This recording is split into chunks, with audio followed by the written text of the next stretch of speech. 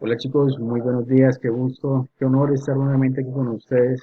Hoy vamos a empezar a trabajar con un nuevo tema, con una nueva, un nuevo derecho básico de aprendizaje, que es el derecho de aprendizaje número 4, que nos invita a interpretar el papel que cumplen los organismos internacionales como forma de alianza y organización entre los estados que responden a los intereses entre países.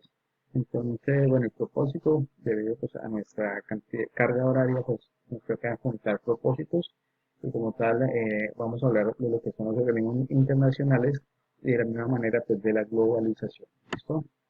Eh, para poder empezar a hablar de ello tenemos que enmarcarnos un poquito, bueno, a la historia. Sin embargo, pues tenemos este video de motivación para que ustedes lo puedan ver. Ahí está en la sección del saludo, está el video. Ojalá ustedes puedan disfrutarlo y puedan aprender de él.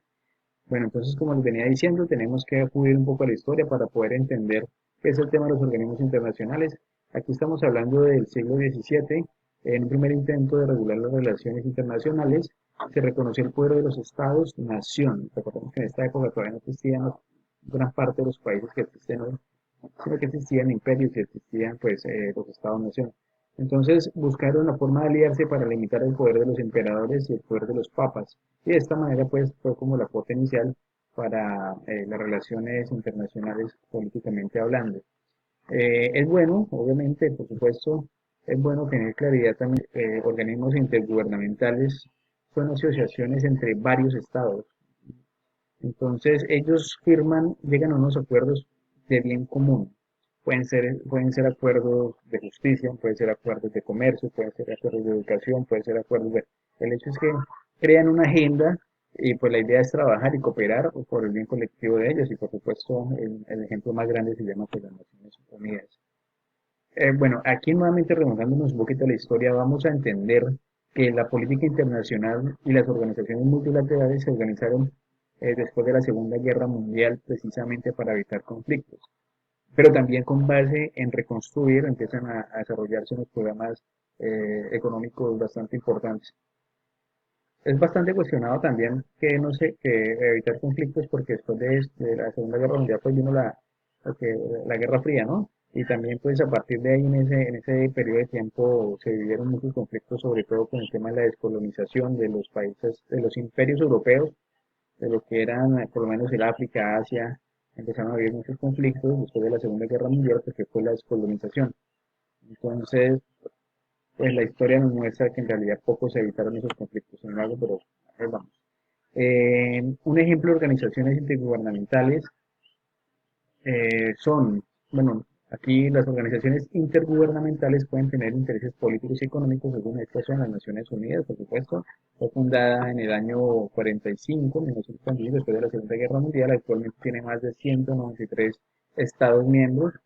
Y bueno, pues sí, hay otros que están en el proceso de anexión a las Naciones Unidas, esos países que han venido como de una manera independizándose. Eso se está viendo, por ejemplo, en los países de la Europa Oriental. También está la Alianza del Pacífico, esto ya es una alianza totalmente suramericana, bueno, latinoamericana. Esos países que miramos aquí, que es México, Colombia, Perú y Chile, firmaron una alianza, obviamente la Alianza del Pacífico, y tiene fines comerciales y económicos, pero también tiene unos fines académicos. Esta Alianza del Pacífico permite, por ejemplo, que haya bastante intercambio de estudiantes universitarios, tanto en México, Perú, Chile y Colombia, y entre ellos empiezan a cambiar y tienen pues, facilidades académicas, empiezan a moldear también un solo currículo universitario, por ejemplo, para que puedan ir y venir los estudiantes. Entonces, bueno, tiene mucho apoyo y mucha cooperación en temas de investigación y temas. Pero también, por supuesto, están el tema económico, el tema arancelario y, bueno, otros temas bastante enfocados al tema comercial o al área comercial. En el año 48 se fundó la Organización de los Estados Americanos, la OEA.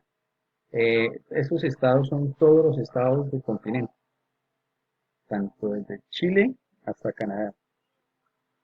Y pues obviamente la idea de esta organización es favorecer el diálogo y la cooperación multilateral. Esta organización de los Estados Americanos tiene una función bastante particular que es sobre todo el tema de la justicia, lo que es el derecho interamericano, bueno, lo que es el derecho interamericano y los derechos humanos, está la Corte Interamericana de Derechos Humanos, tienen, es bastante jurídica, bastante judicial. Está la OTAN, que es un organismo del Tratado Transatlántico Norte, es básicamente una alianza político-militar y fue como el brazo armado de los aliados después de la Segunda Guerra Mundial, durante la Guerra Fría. Sin embargo, pues hoy sigue la OTAN sigue pues, vigente. Colombia es un país colaborador de la OTAN y con el gobierno de Juan Manuel Santos quiso eh, involucrarse, inscribirse o anexarse a la OTAN. Es un acuerdo totalmente político-militar. La CELAC o la Comunidad de los Estados Latinoamericanos y Caribeños, pues es una comunidad de estados formada para promover el desarrollo de la región, integrada por 33 estados de América Latina y el Caribe. Pues esos son acuerdos comerciales, acuerdos políticos, acuerdos de salud, acuerdos de educación. Son bastantes acuerdos que se llegan a favorecer a todos los países. Y por supuesto, ya finalmente vamos a hablar de lo que fue la UNASUR. La UNASUR pues, se formó en el 2008, estuvo abanderada sobre todo por Hugo Chávez Frías, venezolano. Y esta UNASUR, pero lo que buscaba Hugo Chávez era consolidar un gran continente. Él decía que una sola patria en un solo continente, quería organizar una sola moneda, quería tener un mercado más flexible entre los países del sur de América. Y bueno, desafortunadamente se fue Chávez y la UNASUR pues quedó a la deriva y prácticamente está a punto de desaparecer. Eh,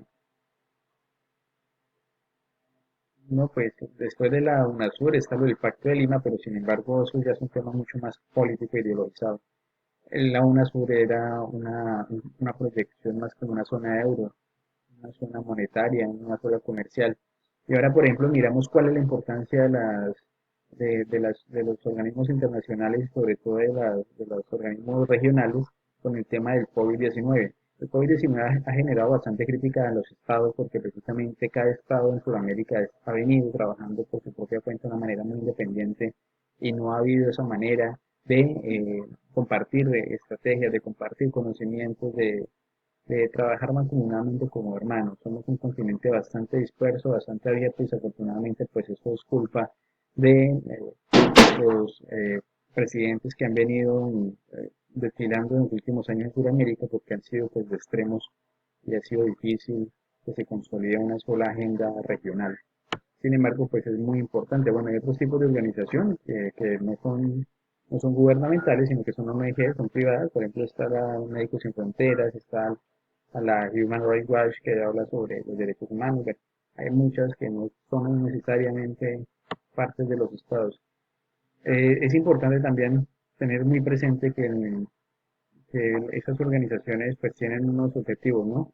Los objetivos de muchos de ellos es el derecho internacional humanitario, es el derecho eh, a proteger, pues, o sea, el derecho internacional quiere decir que es una legislación para juzgar a quienes violan los derechos humanos. Es una legislación para defender los derechos humanos. Entonces, para ello se han formado unas cortes, como les decía, está la OEA, la Corte Interamericana de los Derechos Humanos, que también estos derechos internacionales busca regular la guerra, también busca atender la migración que se presenta y, por supuesto, favorecer el medio ambiente. Entonces, chicos, de esto se trata el tema de hoy, voy a hablar sobre los organismos internacionales y finalmente vamos a hacer un ejercicio muy sencillo porque pues, la idea es ustedes pueden terminar eso en el tiempo que se va a estipular. Es diseñar un mapa mental de una página por medio del cual explica la política internacional según el texto guía. Según el texto guía, entonces en la plataforma se subió un PDF para que ustedes puedan eh, visualizar y puedan desarrollar el mapa mental. Es importante que el mapa mental esté ilustrado con dibujos o recortes. Entonces, no siendo más chicos, yo les deseo que tengan un feliz día, que Dios los bendiga y nos vemos ahorita en la socialización. Que estén bien.